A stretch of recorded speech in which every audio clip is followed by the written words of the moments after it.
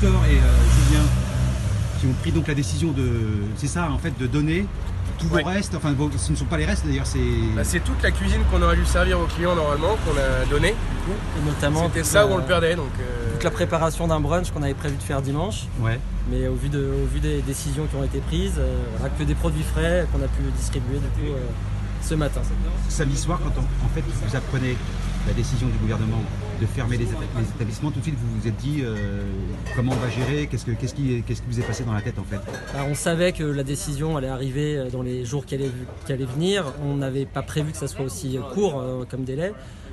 Donc on est vraiment été pris au dépourvu entre guillemets. On s'est dit bon bah voilà, on va organiser ça dès lundi matin. On a donné aux employés bien évidemment en priorité ce qu'ils pouvaient prendre, mais bon quand on est un restaurant voilà, on est obligé, on avait trop de stock, donc voilà, on a pu profiter les voisins, les gens du quartier. Ouais, je vous ai vu, vous avez donné régulièrement, en fait ça vous faisait mal au cœur de jeter? Bah complet, oui bien sûr. On n'aime pas jeter, déjà notre métier, on fait tout pour jamais jeter déjà premièrement. Mais là on savait qu'il y avait plein de produits qui n'allaient pas tenir ne serait-ce qu'une semaine ou 2 semaines. Donc voilà, l'idée d'offrir aux clients, c'est vrai que c'était quand même beaucoup plus sympa que de le jeter à la poubelle, parce qu'il y a plein de trucs qu'on aurait vraiment dû jeter à la poubelle. Parce que de toute façon on n'avait même pas le droit de les avoir au resto, donc ça aurait vraiment fini à la poubelle. Et étant donné qu'on n'est que sur du frais chez nous, on était obligé d'avoir que ça. On n'a rien de surgelé, donc voilà, on a tout dégagé quoi. Qu'est-ce que vous allez faire maintenant? Parce qu'on parle potentiellement d'un confinement complet, total. Qu'est-ce que vous allez faire, vous? On va rester chez nous.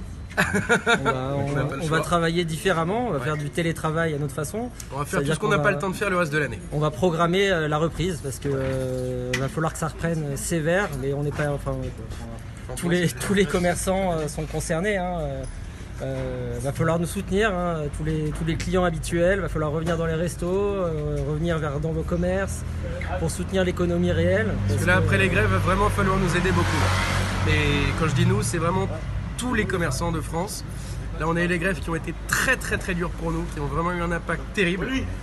Même nous qui sommes là depuis 6 ans, qui étions quand même bien installés, on a quand même eu beaucoup de mal à se relever. Là le coronavirus derrière, c'est vrai que ça peut nous anéantir. Si quand on reprend c'est calme, ça va être très très compliqué pour beaucoup de restaurateurs.